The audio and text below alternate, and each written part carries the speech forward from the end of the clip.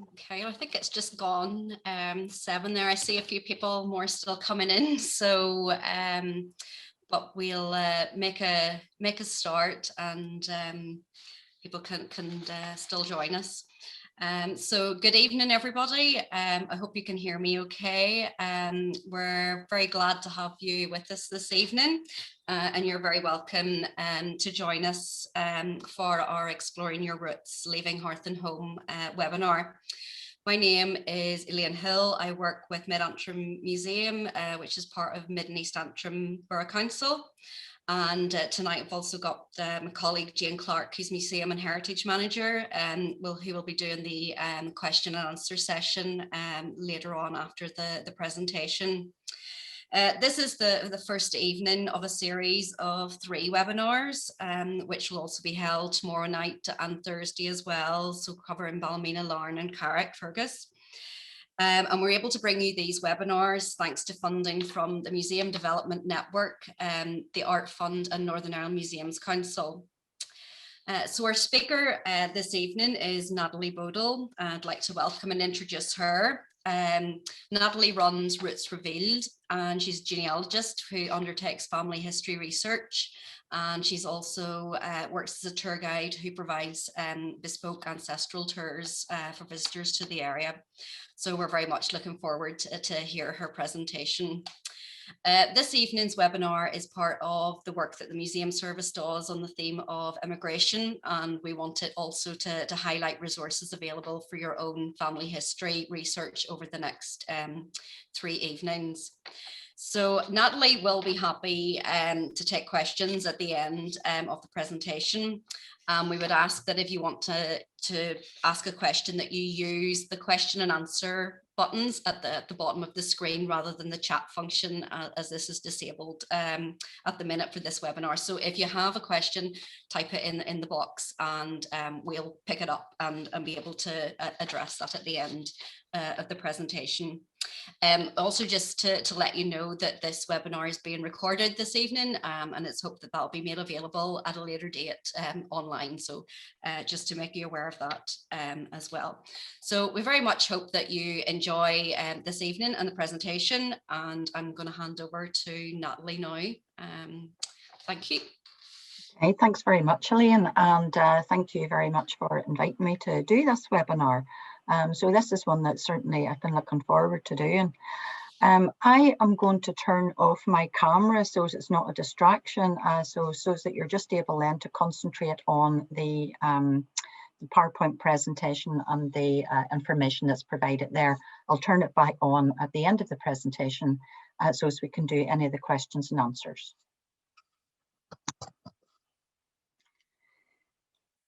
Okay, so what we're going to cover tonight then is we're going to be looking at the parish of Ahaka in County Antrim.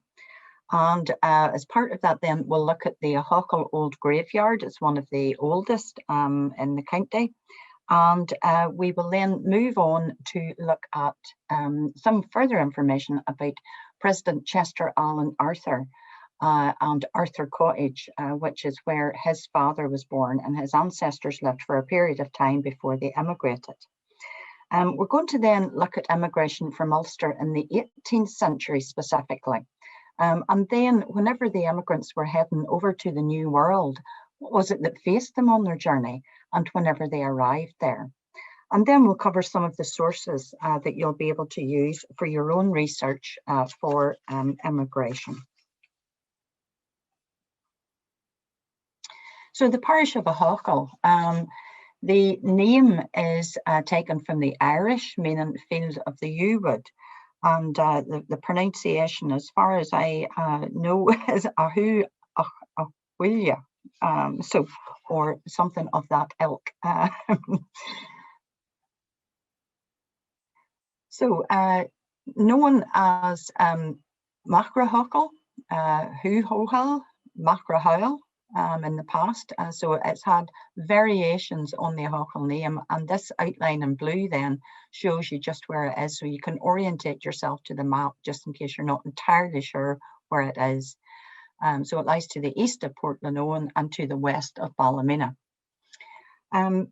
It was the largest in County Antrim, so the parish of Ahaka was the largest in County Antrim until 1825. And then there was 25 of the townlands around the Portlaoin area were removed, and they formed a separate parish of Portlaoin. And the parish of Craigs then was also formed out of the parish of Ahaka in the early 1800s, so its size was considerably reduced. In 1833, the parish of Ahaka consisted of 73 townlands and an area of over 35,000 British statute acres. And at this time, it was reported that the parish and the village itself was still called Ahaka by the inhabitants.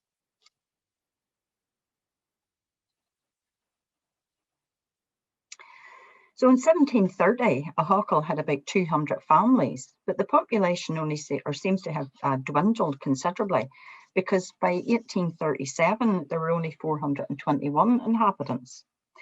In 1835, the village was described as a small, insignificant place, which had a small market once a month. And until about 1830, there had been an excellent monthly linen market there, but that trade had then since been absorbed into the larger market in Ballymena. In 1617, a patent had been granted for a fair to be held in Ahaka. And by 1835, there were 3 annual fairs that were being held, and they were held on the 4th of June, the 26th of August, and the 8th of October. And at those fairs, you would have found horses, cattle, and pigs for sale, along with sheep and goats. At that time, the Ordinance survey memoirs described the village as irregular and dirty, with most of the houses of an inferior and comfortless description. There were 90 houses at that time, 18 of which were 2-storey, and the remainder were 1-storey cabins. And at this time, the most of the housing in Ireland was 1-storey cabins. But in Ahaka, all of the houses were reportedly built of stone, and mostly all were thatched. So these photographs were taken in the late 19th or early 20th century. And this one is taken from Main Street, looking up towards the Diamond in Ahaka. And diamonds were a common feature of plantation towns. It was in effect the market square, and you'll see them in towns such as Coleraine, Raphoe, Donegal, Monaghan, Crossmaglen, and Enniskillen. And contrary to the name, they weren't always diamond shaped, but they were often rectangular or triangular in shape. And this photograph then is taken from the opposite direction. So it's taken from the Diamond down Main Street, and this is the road that leads on to Cullybackey. This photograph then is taken looking up Church Street, and you can see St. Culminals church spire in the distance. And in the photo on the right-hand side there, you can see what looks like a police constable. Now, in 1837, there's a chief constable and 20 constables stationed at Portlaoin, and 4 constables each in Ahaka and Cullybackey.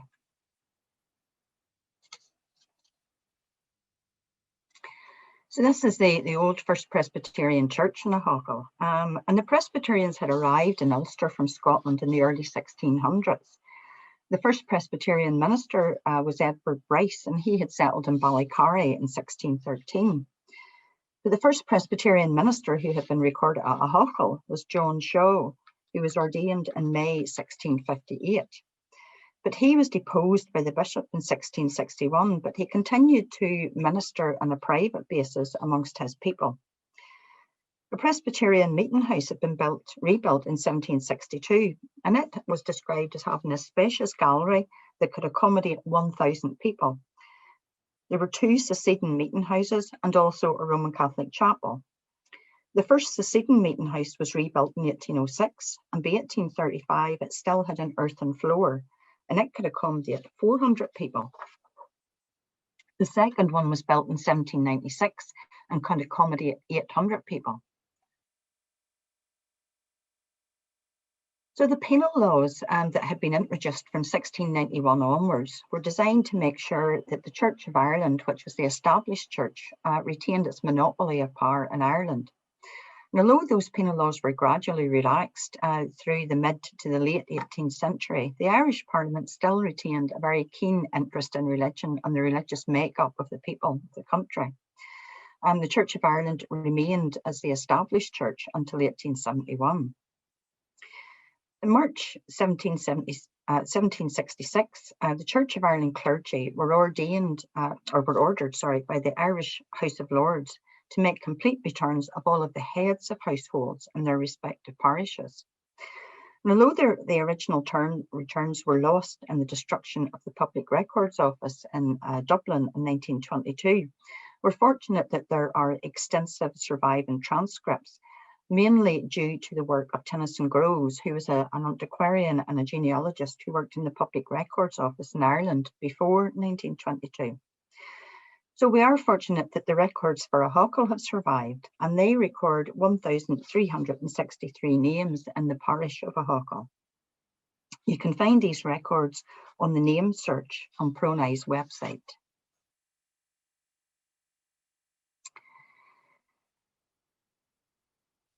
The returns show then that we had 3 dissenting ministers named in the return for the parish of Ahaka. And this was in addition to the Church of Ireland minister and the Roman Catholic priest.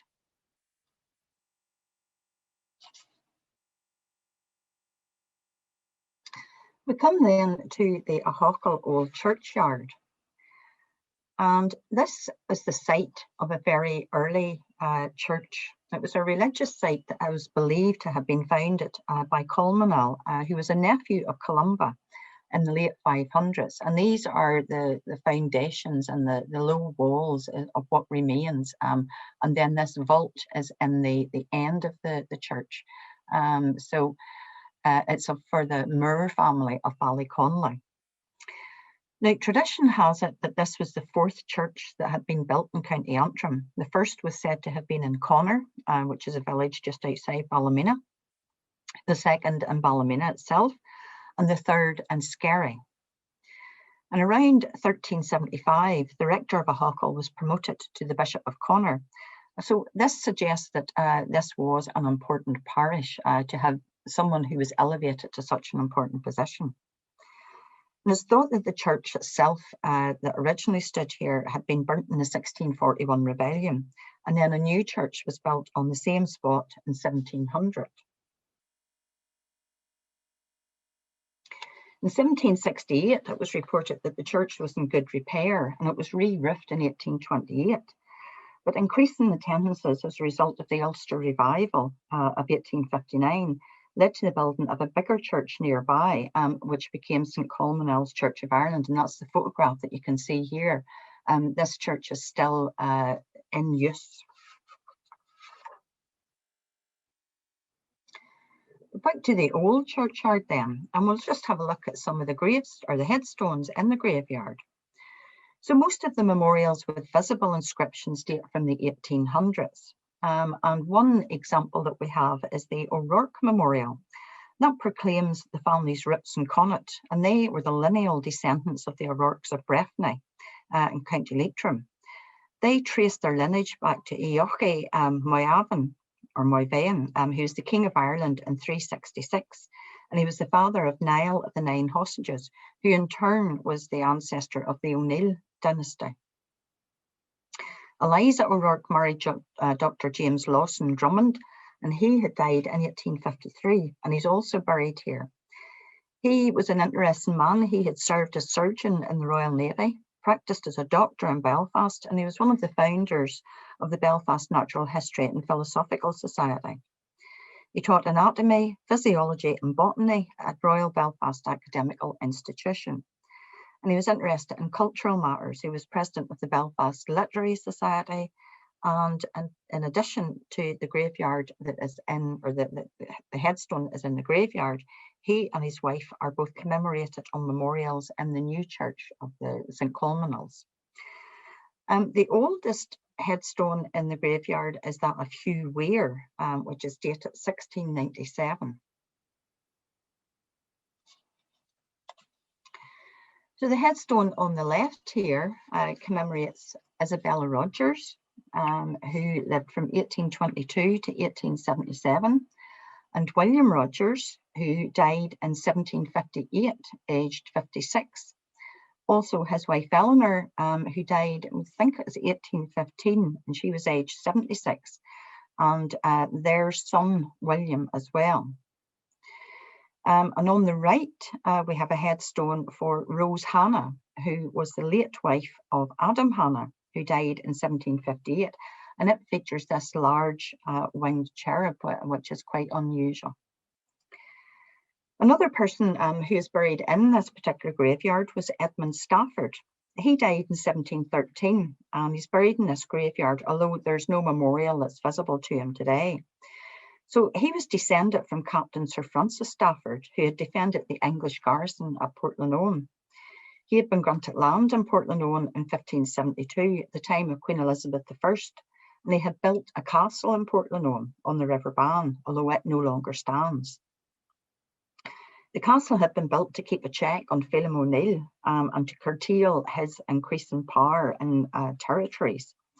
And the castle was garrisoned by Captain Stafford, who commanded 44 soldiers there.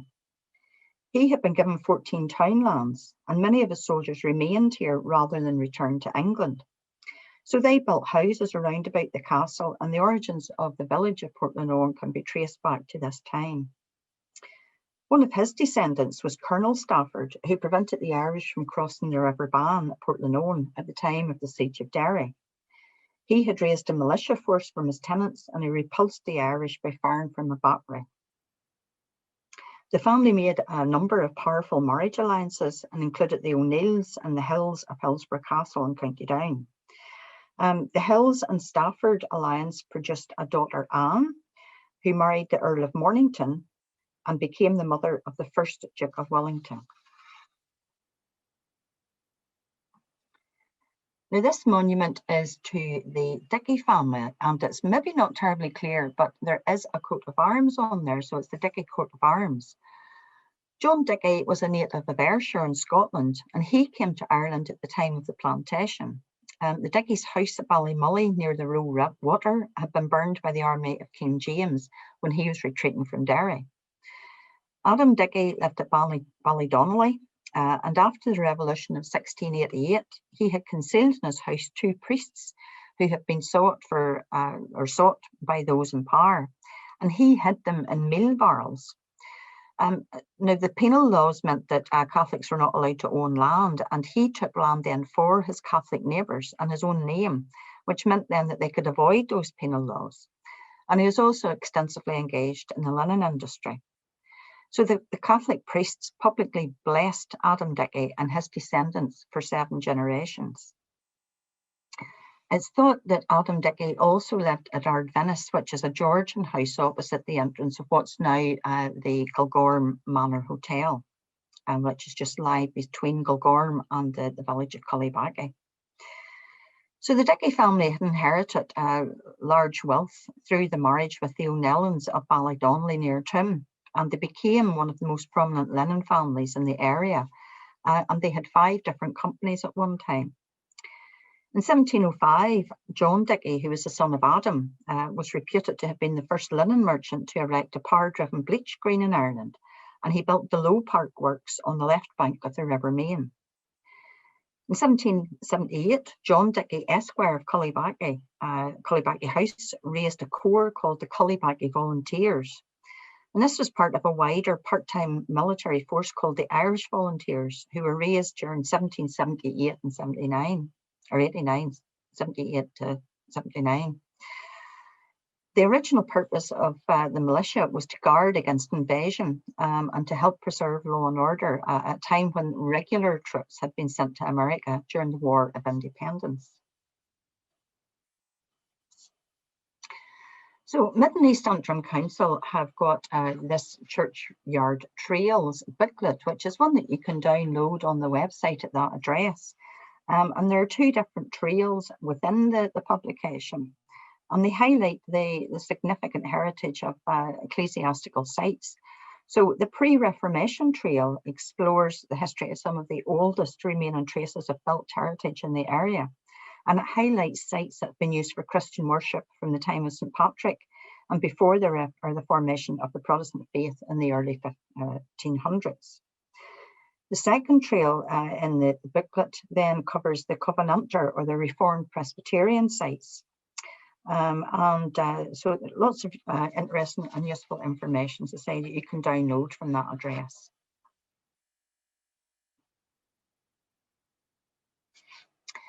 So President Chester Allen Arthur, whose ancestral home is at Dreen, just on the outskirts of the village of Cullibaggy in County Antrim.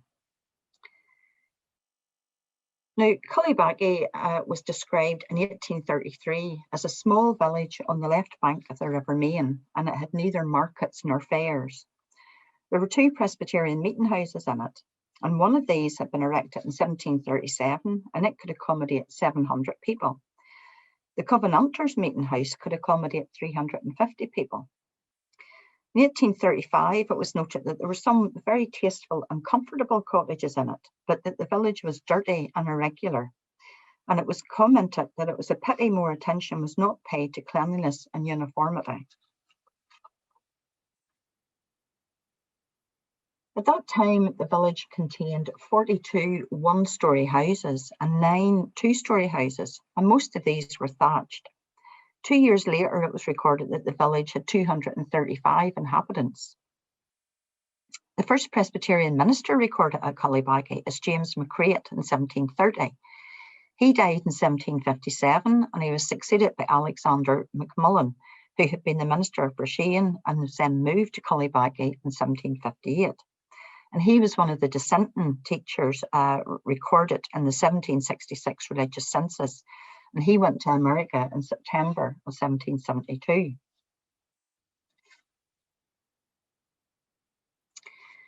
The 17 of the American presidents are of Ulster Scots ancestry, and one of them was Chester Allen Arthur, who lived from 1829 to 1886. He was the 21st American president, and he served from 1881 to 85, and his family lived in this cottage at Dreen. So the Arthur family were originally called the MacArthurs, and they were a branch of the Clan Campbell. They come from Argyllshire in Scotland. A John Arthur is recorded in the Hearth tax rolls in the barony of Tuam in 1663. Although the earliest traceable ancestors that we have for President Arthur himself are his great-great-grandfather Gavin Arthur, who was born about 1693, and his wife Jane Campbell. President Arthur's grandfather Alan was born about 1761, and he married Eliza Maharg. They lived in Cullibaggy for a while before they moved to Mill Street, Ballymena, and Alan apparently was known as Screechy because he had a very high voice. And when he used it whenever he was in a bad temper. And he was also an innkeeper. Now this shows the interior of Arthur Cottage. No, there aren't any records that show the Arthur family actually farming here at Dreen, but later occupiers were leasing a plot of land with farming 20 acres. When they were still in Ireland, the Arthur family belonged to either the Covenanter Church or possibly to Killymurray's Presbyterian Church. President Arthur's father, William, was born on the 5th of December 1797, and he went to college in Belfast. Along with his father, he left Dreen and he emigrated to Quebec in Canada at some time between 1816 to 1819. William Arthur then married Malvina Stone, and he became a Baptist preacher. He pastored 11 different churches in Vermont and New York, supposedly because he was too fond of telling the parishioners how to live their lives. They tended to get rid of him before too long. And he was a co-founder of the New York Anti-Slavery Society. William and Malvina had 9 children, and Chester was the 5th child. He was said to have been born in a log cabin on the 5th of October 1830 at Fairfield, Vermont, and raised in New York State. However, there is some controversy about whether he had in fact been born in Canada, and he had concealed this. If he had been born in Canada, he would not have been eligible to be the President of the United States. So Chester Allen Arthur graduated from Princeton College, and he became a teacher and a lawyer. He practiced law in New York City, and he was an ardent abolitionist. In the Civil War, he served as a Quartermaster General of the state of New York. Arthur was elected Vice President on the Republican ticket in 1880. But 6 months later, whenever President James Garfield was assassinated, he succeeded to the presidency. Arthur had married Ellen, known as Nell Lewis Herndon, on the 25th of October 1859. But she died of pneumonia shortly after the 1880 election, and Arthur entered the White House as a widower. He was a bit of a dandy, and his social circle, in Washington, D.C., and he was known to have owned 80 pairs of trousers that were made to order by his New York tailor. He was quite an imposing figure. He was 6'2" and described as dignified, tall, and handsome, with a clean-shaven chin and side whiskers, someone who looked like a president. He was also known as one of the best salmon fishers in the country. He lamented the dilapidated condition of the White House, and he hired Louis Comfort Tiffany to remodel it into a showplace. He installed the first tiled bathroom in the White House, and he spent large sums of money on fresh flowers.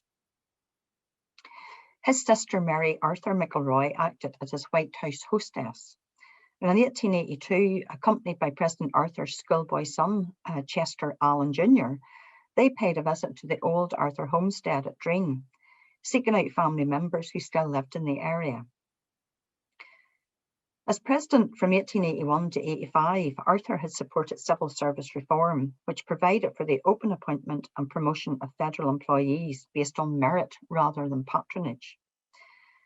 Sometime around 1882, Arthur learned that he was suffering from Bright's disease, which is a serious kidney ailment, and he had kept the condition a secret from the public, but he didn't seek re-election in 1884. So he exited the White House in March 1885 and then returned to New York City to resume his legal career. But his health continued to deteriorate. On the 18th of November 1886, he died at the age of 57 at home. Following a funeral in Manhattan, the former president was buried beside his wife in the Arthur family plot in the Albany Rural Cemetery in Menands, New York. As his health had declined, he had ordered that all of his papers, both personal and professional, be burned. And he was survived by 2 children, Chester Allen Arthur Jr. and Ellen Herndon Arthur.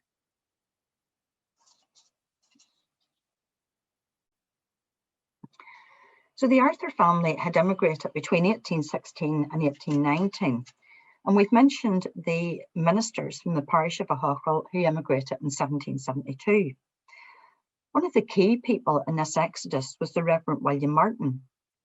But why did so many people leave Ulster in the 18th century? And why did so many set off with the Reverend William Martin? In particular, the 18th century saw large numbers of those folk who had come from Scotland and who were also Presbyterian leaving Ulster to go to America. And there were a number of reasons for this, and they varied depending on the conditions prevalent in Ireland at the time, as well as other external factors.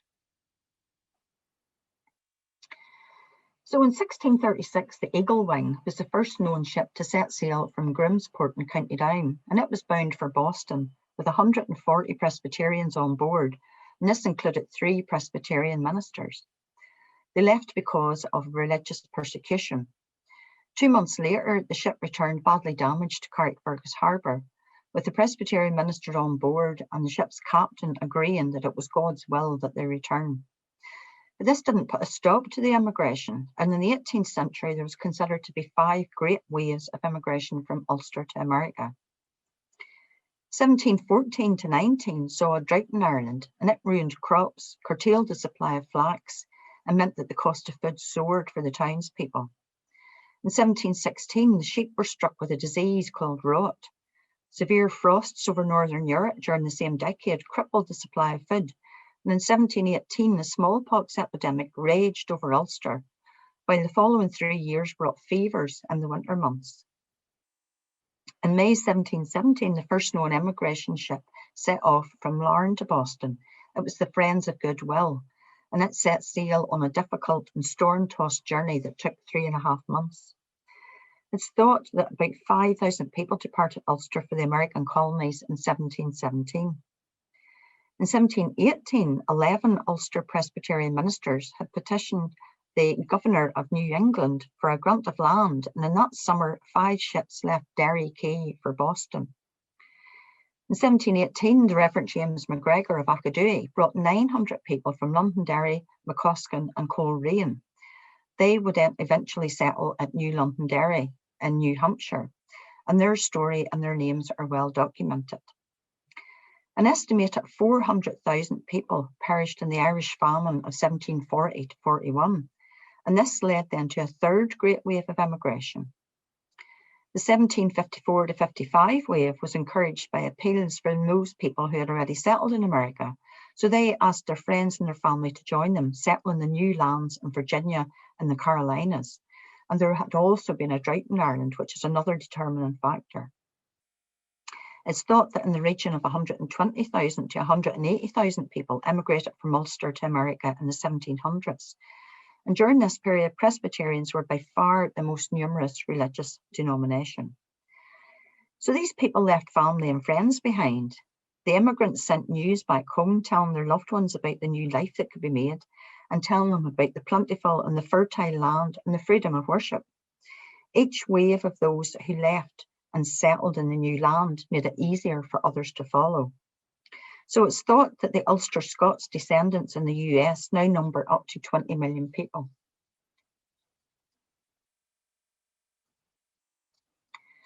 So some of the factors that encouraged immigration then.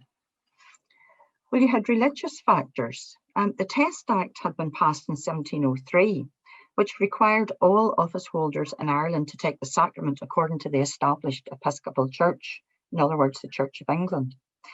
As many Presbyterians held posts as magistrates in cities and towns like Belfast, Derry, Lisburn and Carrick, and they exercised their civil duties, but they were automatically disqualified then unless they renounced the dissenting Calvinistic faith of their forefathers in Scotland. Members of the Roman Catholic Church were also affected, but at least in the administering of religion, Roman Catholic priests were recognised by the High Church as being lawfully ordained. Presbyterian ministers did not have the same privilege, and across Ulster they were turned out of their pulpits and threatened with legal proceedings if they would defy the Episcopal edict from London.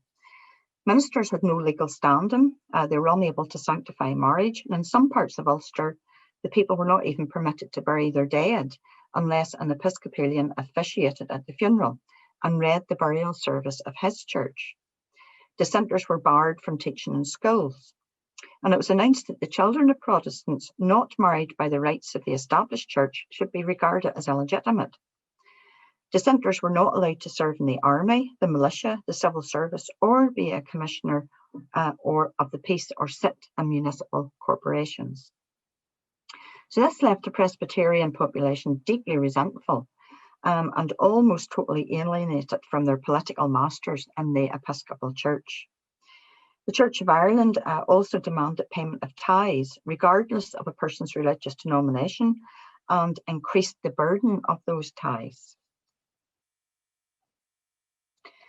There was also a demand for land, and far more Scots arrived in Ulster in the 1690s than in the early years of the plantation. The years 1695 to 98 coincided with the worst famine in Scotland's history. These later settlers had taken up either 21 or 31-year leases, and they had been offered at attractive rates by the landlords because they were in urgent need of tenants to farm their land. But of course, once the leases expired, the landlords could then raise the rent. So the population of Ireland rose from around 2 million in 1700 to about 2.25 million by 1740. And by 1800, it had reached over 5 million. This increased population meant then that there's a greater demand for the land, and this allowed the landlords to increase their rent even further. Rent bragging reached its peak in the 1760s, and in 1770, the people had been complaining of the extravagant rents that were charged. So as an example, the price of land per acre on the Sturt estate in County Down rose by more than 400% between 1720s and 1770. Large landowners often preferred to lease out large tracts of land to middlemen, who were often poorer members of the gentry, and they in turn then subleased and parcelled up the land further and subleased it out. So each lesser had to get their profit, and then the tenant at the bottom was the person who bore the brunt of the cost. There could be 4 or 5 lessers between the landlord and the tenant, and the worst rent racking happened on estates that had been leased to the middlemen. A few farmers who were known as freeholders owned their land outright, but the vast majority had rented their farms and were therefore at the mercy of the landlords. In addition to money, tenants often had to supply labour and goods from his farm, such as the case of Joseph Dixon, who had been a tenant at Mullaghbawn and County Tyrone, and he signed a lease from Lord Wells of Dungannon. His 36-acre farm and yearly rent was 13 shillings per acre, 2 days of work, and horse or 4 shillings in lieu of 2 good fat hens and 9 bushels of good white oats. So he also had to build a 40-foot long dwelling house and agree to have all his corn ground at his lordship's mills and to pay the specified fees and to plant 100 apple trees and to plant hedges. So there was quite a burden on him there. It wasn't just financial, but there were payment in kind and labour as well. So until 1782, the Catholics were not permitted to have leases lasting longer than 31 years. And then when these leases expired, the tenant farmers usually faced greatly increased rents. The Earl of Donegal's County Antrim estate expired in 1770. Now, he was in severe need of money and he preferred cash in hand. So he wished to re-let his estate and raise £100,000 in fines as compensation. Because he was going to release it at its former rent. The sum amounted to 3 to 4 times the annual rent of the estate, and it was far beyond the means of most of the tenants who had found a single year's rent an ample burden itself. And so the tenants couldn't raise sufficient money to pay their portion of the fines, were evicted, or their leases disposed of to speculators such as Thomas Gregg and Waddell Cunningham. Tenants had also been evicted by some of the landlords, such as the Upton family and the Temple Patrick estate. And the tenants had been replaced by tenants put in place by Gregg and Cunningham, who were able to outbid the sitting tenants. Some landlords allowed their tenants to fall behind in payment of the rent for 6 months or more, and this was a habit that was known as the hanging gale. So these tenants could then be legally evicted and replaced with other people who were prepared to pay the higher rents. So the nobility and the gentry could afford to knock down or abandon uncomfortable castles and fortified houses that had been erected in more turbulent times. And they replaced these then with nice new fancy dwellings and luxurious mansions. In 1759, Lord O'Neill of Shane's Castle evicted tenants to build a deer park. And he also evicted sitting tenants and let the land to what was termed solvent Protestants. So for those people who remained in Ulster, the mood of the Protestant Ulstermen had changed from one of optimism to gloom, and there was a lurking fear that they too would lose their lands when their leases expired. The Ulster tenant right custom was in existence, but it wasn't universal and it wasn't enshrined in law. And it was one that gave tenants an interest in the improvements that they had made and entitled them to compensation for those improvements. Arthur Young had toured Ireland, and he worked as a land agent in the 1770s, and he formed a very poor opinion of the Irish landlords. He described them as despotic and as lazy, trifling, inattentive, negligent, slobbering and profligate. And he was appalled by their brutality towards their tenants. Landlords were seen as wielding supreme power in their estates. So, for example, the Earl of Donegal picked all 13 members of the Belfast Corporation, and he chose the sovereign, which was similar to the mayor of the time. So counties were governed by unelected grand juries, and those grand juries were composed of landlords and their relatives and their agents and the Church of England clergy generally. Landlords then were generally the people who were elected as the magistrates who presided over the local courts.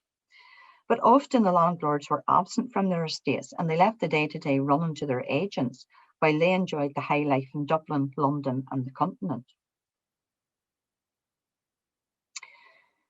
As the leases began to fall due for renewal, the landlords were then seen as making exorbitant demands and laying unbearable burdens on the shoulders of their tenants. On the 23rd of December 1770, the resentment that had been caused by this rent rack and the evictions had reached boiling point, and there were at least 1,200 angry farmers who gathered at Temple Patrick. They set off for Belfast, armed with firelocks, pistols and pitchforks. They called themselves the Hearts of Steel, and they reached the army barracks in North Street. They intended to force the release of a prisoner who had been held on a charge of maiming cattle. The soldiers opened fire and they killed 5 and wounded 9. So this movement escalated and became known as the Hearts of Steel. And they had many members in the village of Cullibackie. The Hearts of Steel merged with another group called the Hearts of Oak that had been formed for the resistance of paying the cess, which was a tax that had been imposed by the grand jury to pay for roads and bridges. The grand juries had increased this cess. So in March 1772, the Hearts of Steel had issued a proclamation blaming the heavy rents that had become so heavy of a burden that they were unable to bear it. But the government response to this was to crush the rising, and they deployed soldiers, sending those who had been caught for trial, and they hanged many of them. Some drowned while they tried to escape to Scotland in open boats.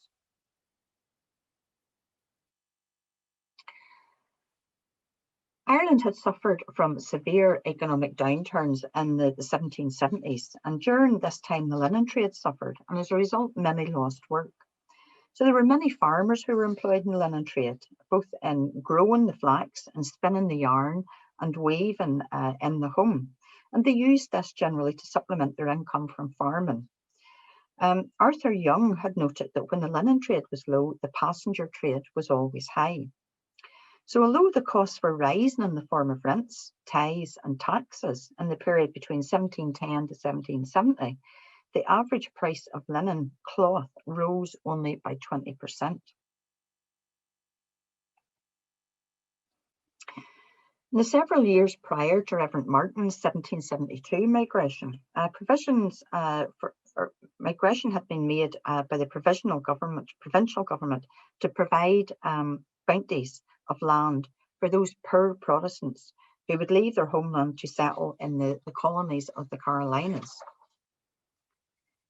Between 1761 to 69, the South Carolina Assembly offered to pay the £4 passage for each adult and £2 for each child. And the reasons for doing this were because they were nervous about a slave insurrection in the colonies, where enslaved Africans heavily outnumbered the white population, and the desire for a barrier between themselves and the troublesome Creek and Cherokee Indians.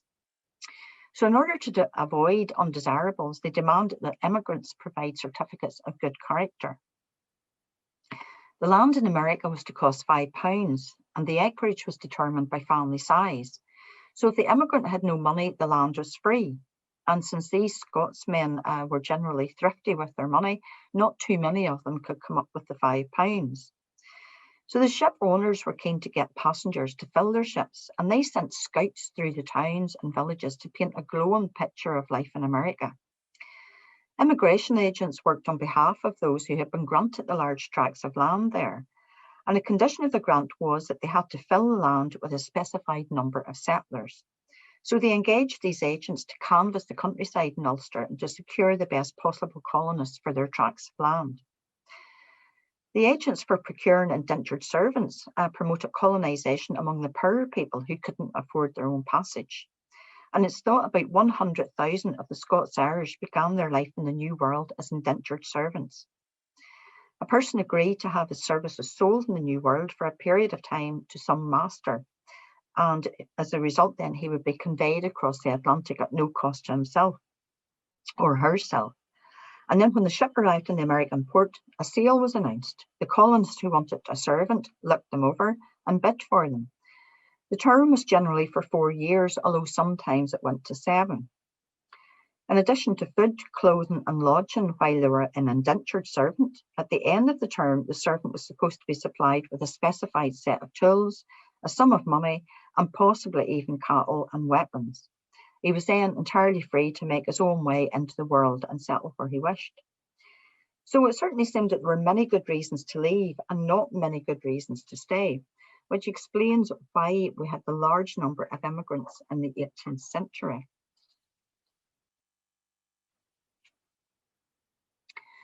Now, the Reverend William Martin, 1729 to 1806, was a Reformed Presbyterian known as a Covenanter.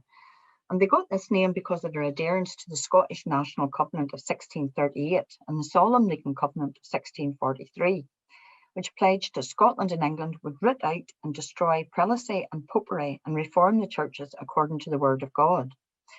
So the 18th century saw a number of splits within the various Presbyterian churches, and one of these was in 1743, when the Covenanters split from the Presbyterian Church, due to what they saw was a growing liberalism in the Scottish Church. The first congregation in Ulster was formed at the Vow in Ballymoney in 1757. And the Covenanters can be distinguished because they remain outside the wider umbrella of the Presbyterian Church, and they sing only psalms without musical accompaniment. Covenanting societies had been operating in the area around Ballymena from the 1600s, and societies were informal meetings where members gathered to worship, to pray, and to support each other. They used to meet on Fernisky Hill, just outside the village of Kells, and before the present Reformed Presbyterian Church at Kells was built, a renovated mill served as a meeting house. In Cullibaggy, long before the meeting house was built, the Covenanters met at the Round Hole at Laymore from the 1670s, and that is what this photograph is of. So this is part of the Antrim congregation that was created in 1760, with William Martin as their first ordained minister. The society evolved into the congregation of the Cullibaggy Reformed Presbyterian Church. William Martin had been ordained as the first Reformed Presbyterian minister in Ireland in 1757, and he led many of the local Covenanter families to emigrate to South Carolina in 1772. William Martin had been born at Ballyspallin in the parish of Tamlet Finlagan near Ballykelly, County Londonderry, on the 16th of May 1729, and he was the first son of David Martin. He graduated from Glasgow University in 1753 and was licensed by the Reformed Presbytery of Scotland on the 10th of October 1756. He was ordained at the Vow near Resharkin, and he was the first Covenanter minister ordained in Ireland. He had oversight responsibility for the various societies at Cullibaggy, Laymore, Cloughmills and Dervick, and he also preached in Londonderry and Donegal. And by 1760, he was living and preaching at Kells Water. So the year 1771 marked a culmination of high rents, unemployment, evictions from the land, and rising violence. And as the economy became more and more difficult for the Presbyterian tenant farmers, Martin began to speak out. So tradition maintains that Martin preached a sermon denouncing the plight of the tenants who faced high rents and the agents of the absentee landlords. And from his pulpit in Ballymoney, he declared that enough was enough. In Martin's opinion, many people of the land were beggared, and in time, all of the residents of the land would be. He was fully aware of human nature, and he realised that under these adverse conditions, more and more of these incidents of violence would take place. So in order to help thwart any future violent crises, Martin proposed that his entire congregation combine their resources, commission ships, and migrate to America. In the 1750s, Scots-Irish immigrants, many of them had been Covenanters, had moved to South Carolina and had formed themselves into societies. So they wrote to Ireland for a minister, and the Reverend William Martin answered the call. So most of the congregation settled at Rocky Creek in the Chester district of South Carolina, and Reverend Martin was the first Covenanter minister settled in the South. In 1774, he built the Catholic Reformed Presbyterian Church in South Carolina, and Catholic in this sense means a broad coalition of Presbyterian doctrines. The Reverend Martin had a bit of a checkered history when he was in America. He had been dismissed and reinstated on a number of occasions, and he had been accused a number of times of being a bit too fond of the drink. He was married 3 times, and he died in America on the 25th of October, 1806. There were 5 ships that set sail, led by Reverend William Martin in 1772, and there was about 1,000 people in the emigration. So the James and Mary had set sail on the 25th of August 1772 from Larne, and it arrived in Charleston Harbour on the 16th of October. There had been smallpox on board and 5 children had died, and they were required then to remain on board in quarantine, lying off Sullivan's Island for over 7 weeks until the first part of December. The Lord Dunluce left Larne on the 4th of October and arrived in Charleston on the 20th of December. The original sailing date was supposed to have been the 15th of August, but the sailing had been delayed and then rescheduled for the 22nd of September. So the ship announced then on the 28th of August, announced that passengers must give earnest money by the 5th of September, since a greater number had offered to go than could be taken. So basically they had to stump up, if they definitely wanted to go. On the 15th of September, the ship advertised that since some families by that time had then drawn back and decided not to go, 200 more passengers could be accommodated. The Reverend Martin was on this ship, and then when it finally sailed on the 4th of October, 1 man and several children died of smallpox on the trip, and the journey took 2.5 months because it was sailing against contrary winds. The Pennsylvania Farmer sailed from Belfast on the 16th of October 1772, and it arrived in Charleston on the 19th of December, 2 months later. The Hopewell sailed from Belfast on the 19th of October and arrived in Charleston on the 23rd of December, just over 2 months later. The Freemason then sailed from Newry on the 27th of October, and it arrived in Charleston on the 22nd of December. So what was it that faced the immigrants then? So this image is of Charleston, of contemporary of the time. So this was drawn or engraved in 1776. So I mean, it's actually quite an interesting sort of well set up town. And certainly if you think about people who were traveling from very rural areas in Ireland, this would have been quite unusual for them. So this is an immigrant letter that was sent from a son to his father who remained in Carrickfergus, and it clearly shows the dangers that was encountered by the immigrants. So he talked about the Tommy Jackson died, and the day after the 2 girls died within the 1 hour. And then they had to be buried at sea. So they were, as he termed it, thrown into the ocean. They had been 7 weeks on board, and the mate died, and several more men and women, and about 12 children. So there were lots of fever, and men lay raving through all the berths. So the conditions on board would have been absolutely horrendous. You think about spending 2 months on board a ship with no sanitation, and having to live and cook and sleep in exactly the same location.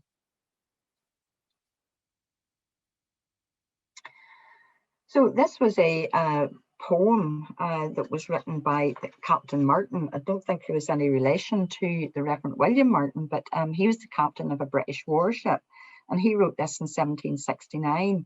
And he describes again, the conditions that were met by the people. So black and white all mixed together in constant, strange and unhealthful weather. So he talks about the heat and the cold, but how dangerous it is, the wind and the rain, the fevers and the pains, the agues, the sores and the boils and the prickling heat and gout. So he really doesn't make it sound very appetizing. And probably if a lot of the people who emigrated had seen this beforehand, they may have decided not to actually travel.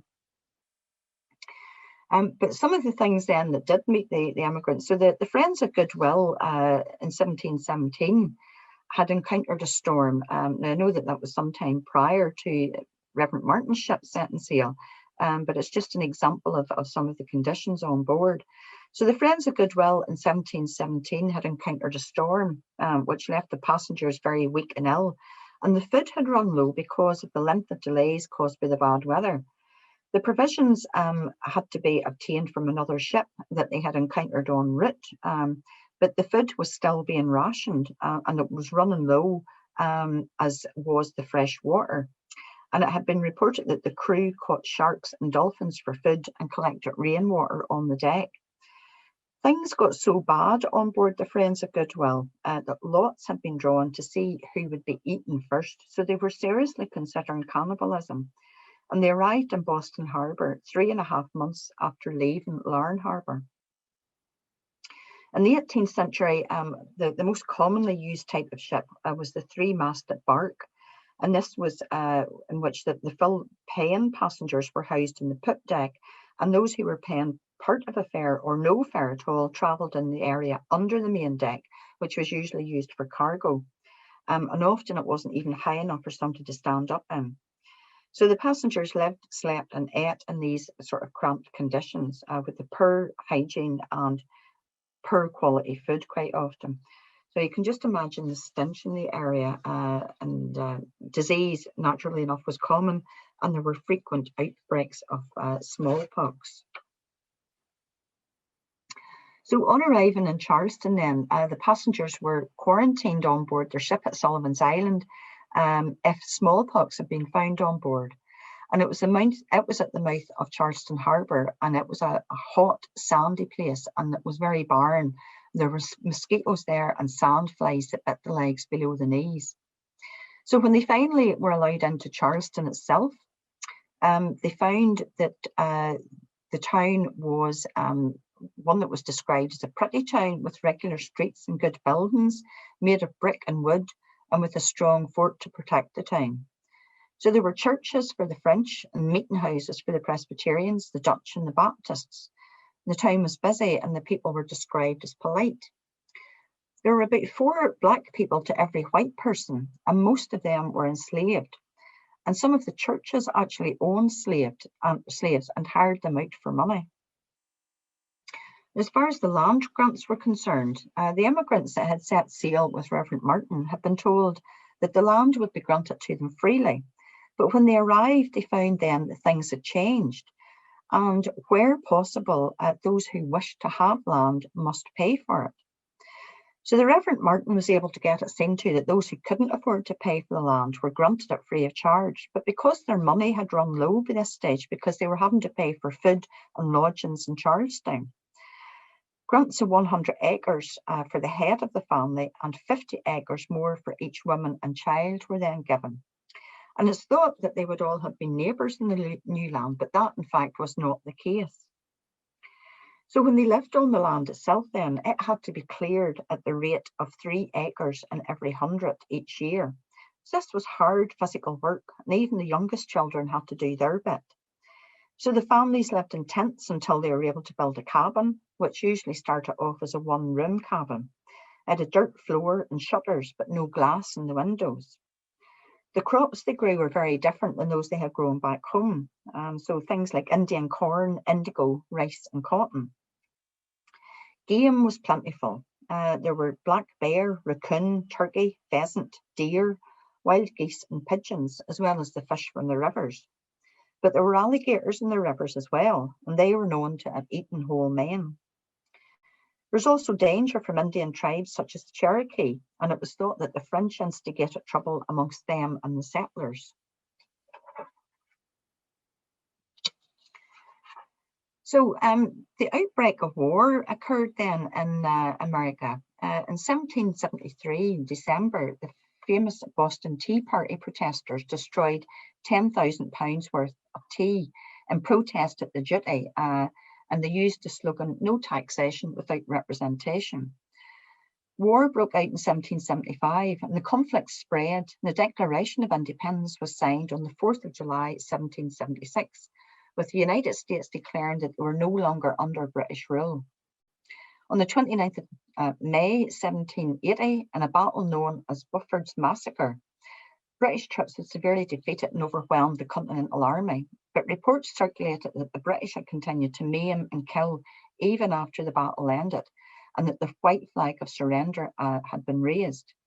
So this so enraged the Reverend William Martin that he gave what became known as his war sermon, and he encouraged his congregation to take up arms for the patriot American side against the Crown forces. So on conclusion of his sermon, 2 companies were formed, and they agreed to rendezvous with arms and horses the following day. They then joined the American forces to repulse the British. As a result of that sermon, the British then burned the church and took William Martin prisoner on the charge of preaching rebellion, and he was held for 6 months. Now, the war ended in 1783 after Britain was forced to recognise the independence of the United States.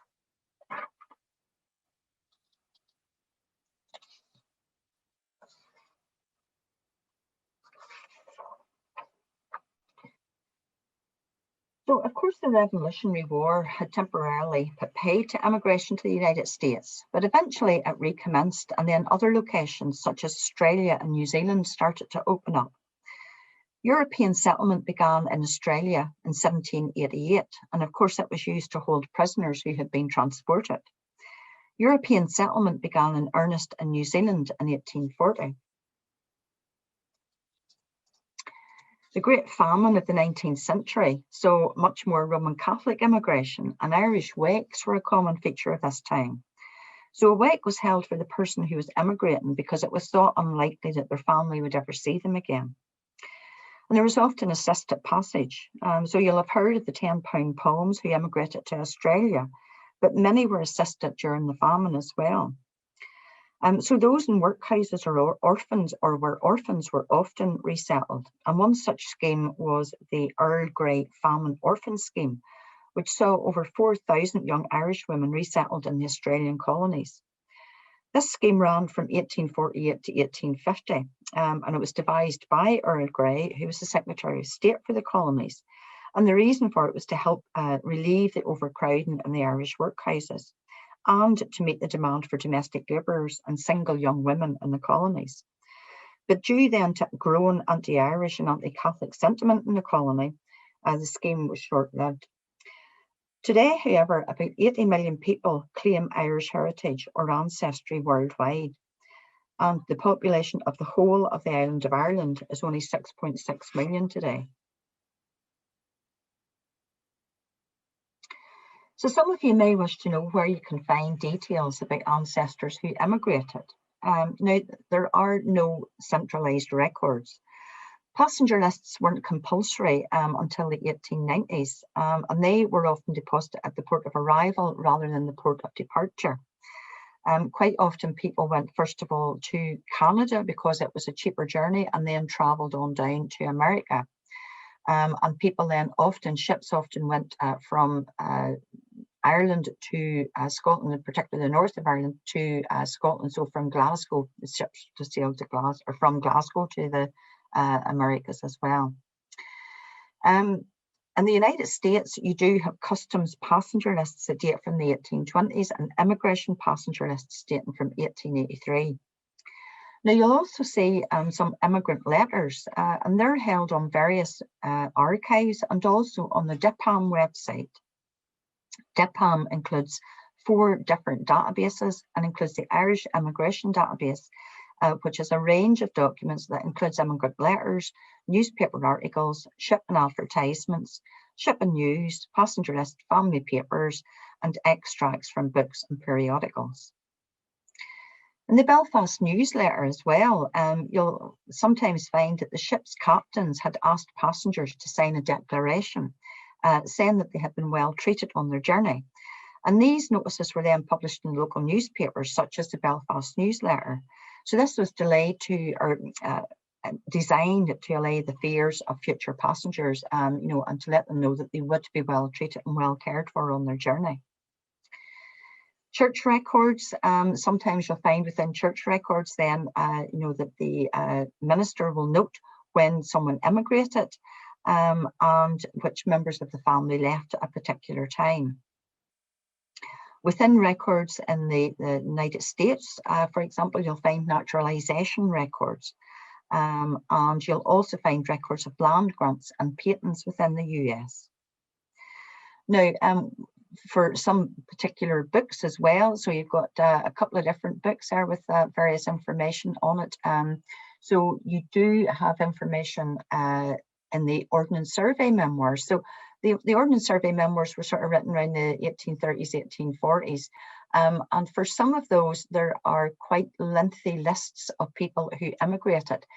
So families who emigrated from particular townlands and where they went to. So they're always useful if you're researching a particular parish, just to see what those lists might say.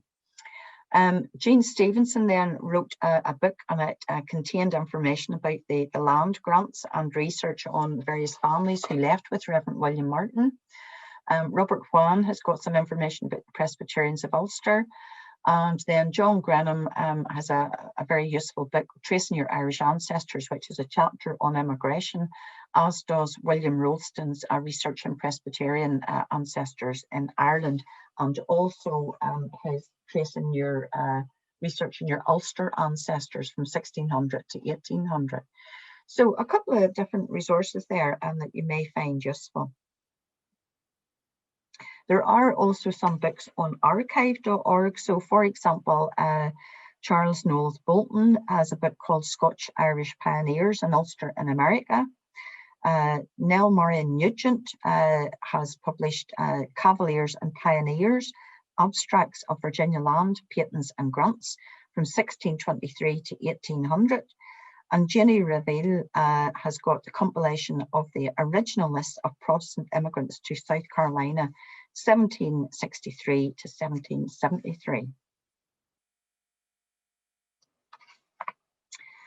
And if you're interested in doing some research specifically in the Ahaka parish or the Ballymena area, you'll find some resources on the Braids website to help you there.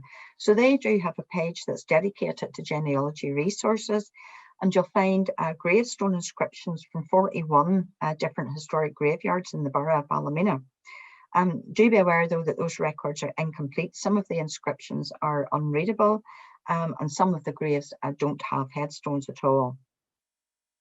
On the same website then, you'll also find records of interments and plot owners for 14 graveyards in the Ballymena area.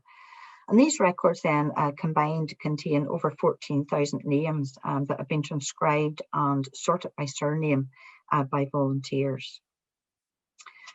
So that concludes the talk. Thank you very much for your attention, and I will try and move it back now to the screen. So there's some contact details there, so for the Braid Museum and for myself as well. So thank you all very much. Is there any questions? Yes, Natalie, we do have some questions. If I just field them for you now, if that's okay. Our first question is from Margaret. And Margaret just wants to know again, where can she find the 1766 religious census? And she's taking notes. Right, okay, so you can find that on Pronate's name search. So Pronate is the Public Record Office of Northern Ireland, and they have a website where they have got various information, so lots of useful information on there. The part of the website that you want to go to is called Name Search. So within that name search, they have 4 different categories of documents, and that includes the religious census. So you can go in there and search by name on that particular website. Okay, thank you, Natalie. The next question up is from Gordon, and Gordon has asked the penal laws. Were Presbyterians allowed to own land? Oh yeah, Presbyterians were allowed to own land, but it just the penal laws was really about their religion, and they were disbarred from like civic posts. Holding public office. Yes, yeah, and that their marriage was affected, as I say, for a time. Like their marriages were declared unlawful, and their children were declared illegitimate for a period of time. Helen asks, I understand my great-great-grandfather came from Scotland around 1830 to be a land steward at Shane's Castle. That's in Antrim. What would his duties have been? I'm afraid I wouldn't be an expert on that now, but I could imagine the types of duties that he would have been involved in would have been maybe being the like the sort of the go-between person between the landlord, so the landowner themselves, and then the various tenants. He would have probably organised the leases. He would have made sure that the land was being kept in good order. He would have collected the rents, and those types of duties. So basically, organising, managing the estate on the behalf of the landlord. Thank you. We've had a few queries now from the one person. I'm sorry, I only have your initials, WJMCC. You've asked, firstly, how early are their immigration records? They vary, and as I said, like the records are not centralised, and they are held in various places. So you may have pockets of information here, there, and everywhere. But certainly now it depends again where you're looking for. So I certainly would recommend that if you're interested in finding out more information, both William Rolston's book, so Researching Ulster Ancestors, very useful to give you further information, and also John Grenham's Researching or Tracing Your Irish Ancestors. So both of those books will give you more information about specific countries and eras. So recommend both of those. And another few questions from the same person. How can you trace the back and forward movements of US citizens? At what age were passengers recorded?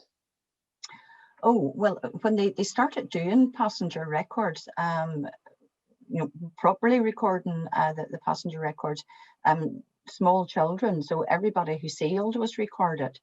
So if people were coming backwards and forwards after a certain period of time, that would have been listed. But prior to a certain period of time, I didn't mention it there now. Just let me see if I can find the specific date again. Just bear with me. Yeah, so the immigration passenger lists for the United States date from 1883. So prior to that time, you will still have passenger lists. So, for example, you would have had places like, the different ports. And if you go on to the likes of, like the Massachusetts archives, so they will have passenger lists. There are passenger lists for New York, like for Castle Garden, etc., etc. But it varies. And then there are also passenger lists, incoming lists for the likes of Canada. You maybe won't necessarily find someone who moved from Canada then down through the United States, so those records may not exist there. But as I say, it varies, and generally after the period of time, whenever they were in, I suppose, became legal requirement, you will find that everybody was recorded. Okay, thank you, Natalie. And the final question from the same participant, possibly a stupid question, he says, but there's no such thing as a stupid question. But what religious group today are Episcopalian? Oh, so that's still Church of, Church of England. So it's really in effect the Church of England, but in Ireland, the Church of England is the Church of Ireland. So they're the same church really, but they just have named after the country. So you could say Anglican as well. Anglican, yes, Anglicans as well, yes. Yes, I think it's referred to as Episcopalian Church in Scotland. Anglican Church in Scotland. Okay. Mm-hmm. A question now from Francis Higgins. A compliment, a great lecture, many thanks. Will the lecture be available to view again at a later date? I'll try and answer that query, Francis. I'm off camera, but just to say that we will be internally within council, we'll be asking our colleagues in the communications unit to put the lecture up on council's YouTube channel, and we'll be hopefully being able to do that within the next month. So we'll be sending a post out through council social media to confirm when that happens, because this session is recorded and we would like it available to people who've attended and also people who couldn't be with us this evening. So hopefully if you just keep an eye out on the post coming out from council in the next few weeks, that should be able to let you know when it's gone up there. Okay, moving on. Sue has asked, how likely is it that my ancestors who came to South Carolina in 1768 were members of Reverend Martin's church, although they left earlier than Reverend Martin's ships that came a few years later?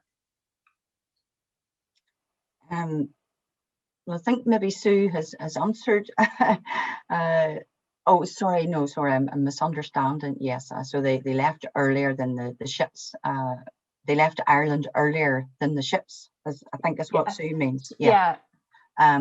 So I can't answer that. I'm sorry, I wouldn't have the detailed information on that. I don't know. Okay. Is there anywhere where Sue could find out some more information on that? Natalie?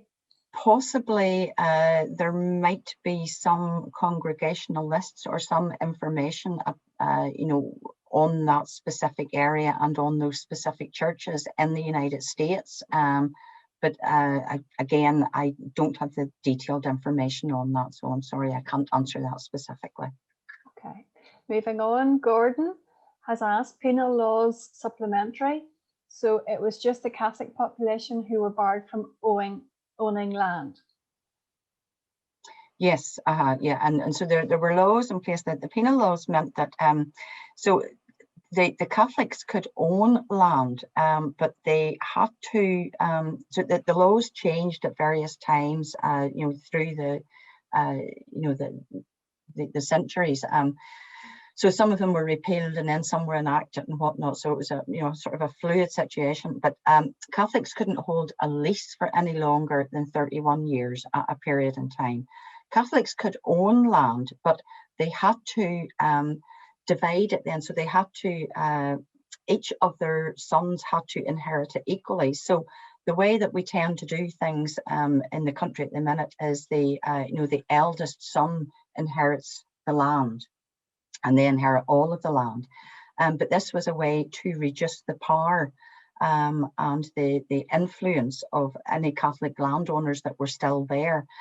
So they were made to ensure that all of their sons inherited the land equally, so which meant it kept being divided and divided and divided. Where there was a caveat for that was if there was a one of his sons, so a Catholic landowner's sons, turned and became a Protestant, that Protestant son could then inherit all of the land over and above any of his brothers. So the laws, as I say, were designed to limit the power and influence and authority of the remaining Catholic landowners. Okay, thank you very much. John McCall has asked, is there any general pattern to where immigrants from Ballymena area to Philadelphia would have departed Belfast or Newry in the late 18th century? Well, there were ports all around, you know, like, so there were the ports of Derry and Portrush and Larne and Grimsport and Newry, and then if you come on round to Donegal, you know, there's Killybegs was one of the major ports as well. So I wouldn't be able to specifically answer that question as far as, you know, specific immigration from Philadelphia. I don't have that information, I'm afraid. Okay, Mercy Smith said this was fantastic, which is lovely, but sadly I missed the beginning. Is there a way to watch the talk in its entirety? I'm hoping I can use this in searching my friends. If I just answer that again by saying, if you keep an eye on the council posts, social media posts in the next few weeks, it should be able to confirm when the recorded talk will be going up on the YouTube channel. If there's any uncertainty, please do use the general email address for the Braid Museum, Mid-Antrim Museum, which is under contact details on Natalie's final slide. If you want to note that down now, braidmuseum@mideneastantrim.gov.uk, and a member of staff will come back to confirm arrangements with you. And that's true for anybody else who would like to get in touch. Moving on now, David Black has asked, my ancestors came from Cullybackey to southern Ontario in the early 1800s, roughly 1825. So a different migration period than was covered today. What other information sources would be useful for me? Well, I think we've sort of already covered that, so there are a range of sources. Generally, you're going to find more information from that time period. You're going to find more information at the incoming port, so the port of arrival, rather than the port of departure. So the port of departure didn't tend at that time to keep an awful lot of information. So if you do know, where people arrive to, or like the nearest port where they might have arrived to, that's where I would sort of concentrate my searching in that time period. But also, as I say now, the likes of the Ordinance Survey memoirs, so if you do know where they came from in Ireland, then do some researching around the parish as well, because you might find some information, for example, within church records, within the Ordnance Survey memoirs, within the the DIPAM website, the newsletter index. So a range of different sources that you could try. Gordon has asked, he's just given you a compliment, Natalie. He said, thank you, a most enjoyable, very comprehensive lecture. Thank you. Faye has said, a wonderful presentation, thank you so much. And I just want to go to one other question that we had from John. John has said, I believe my ancestors were in the area of Ballymena. Family tradition, in inverted commas, says they were converts to Methodism by John Wesley before leaving for the American colonies in 1775. Any thoughts or leads I might follow? Thanks. Right, now there are Methodist records, and I don't just have it to hand, but a very useful document for you to have a look at is if you search for, there's a document called Pronate Church Records. This is a big PDF document that they have. It's freely available. You can search for it online. And it will list the different churches, so the different denominations of the records that they hold in Pronate. So there might be some Methodist records there, but generally the Methodist records aren't that terribly early as far as I recall. There is a Methodist society or archive society. I can't remember just quite the name of it, but if you wished to just do again a Google search there and look at the Methodist church archives, for example, so that will give you information. I think there may be somewhere in Belfast, but I just can't remember offhand, so apologies for that. Can I just add to that? We know for sure that John Wesley did travel through Ulster, and the Methodists were very close with the Moravians, and there's a Moravian settlement just outside Ballymena at Grace Hill. So there could have been quite a strong Methodist influence in the Ballymena area. Probably would need to do quite a lot more research on that, but thank you, Natalie, for suggesting some leads. If anybody else would like to put some questions, could you do so now? Also, before you leave the session this evening, thank you so much for your input and for your attention. We would please ask that you would take some moments to answer a little survey that my colleague Elaine will launch now. And if you would like to just take a few moments to answer those questions or to put a final question to Natalie, we'd really appreciate that. And thank you for your company this evening.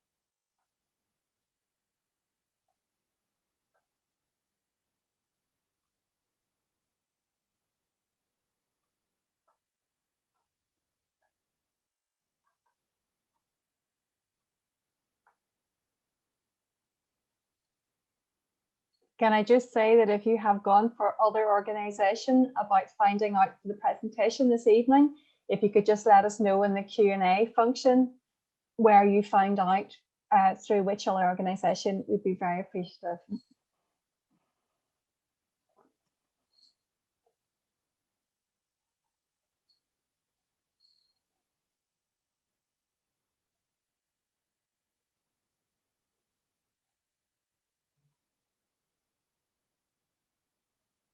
And we hope some of you can join us tomorrow evening and on Thursday evening as well, as we continue this series of Exploring Your Roots webinars.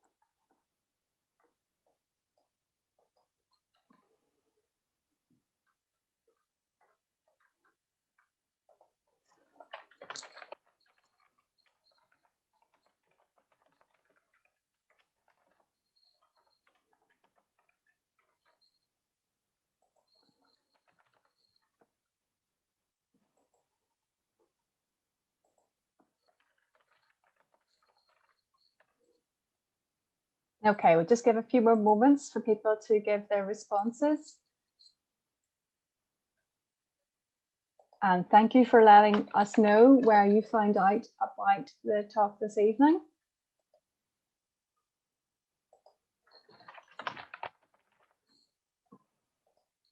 We've certainly enjoyed your company, and we hope the session has been useful for you.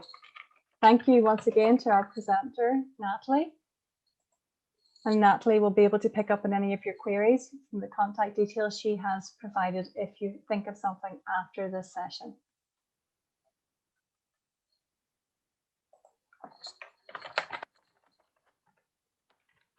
So we're just going to close this session now in the next few moments.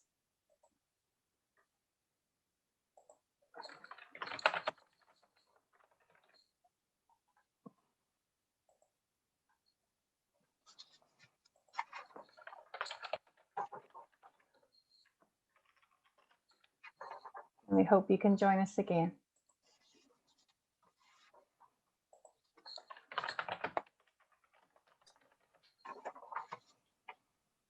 Okay.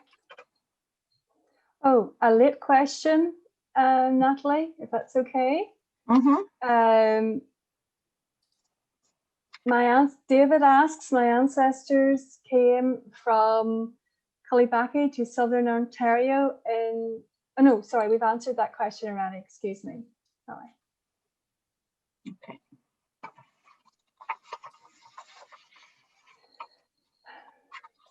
I think that's us now.